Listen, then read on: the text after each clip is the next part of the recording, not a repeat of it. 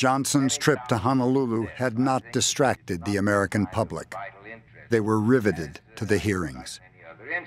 And I also think that great countries, especially this country, is quite strong enough to engage in a compromise without losing its standing in the world, without losing its prestige as a great nation. On the contrary, I think it'd be one of the greatest victories for us in our prestige if we could be ingenious enough and magnanimous enough to bring about some kind of a settlement of this particular struggle.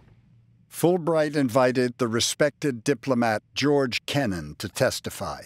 For 2 decades, his doctrine of containment, stopping Soviet expansion, had been the basis of American foreign policy and had in some ways been the justification for leading the United States into its proxy war in Vietnam.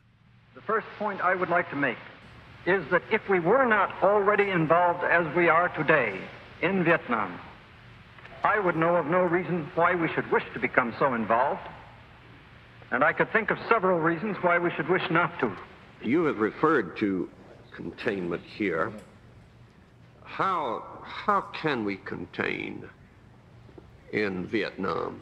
But we would do better if we really would show ourselves a little more relaxed and less terrified of what happens certainly in the smaller countries.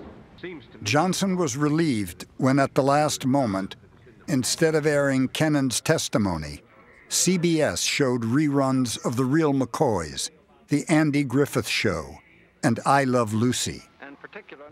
But NBC kept the cameras running. This is not only not our business, but I don't think we can do it successfully.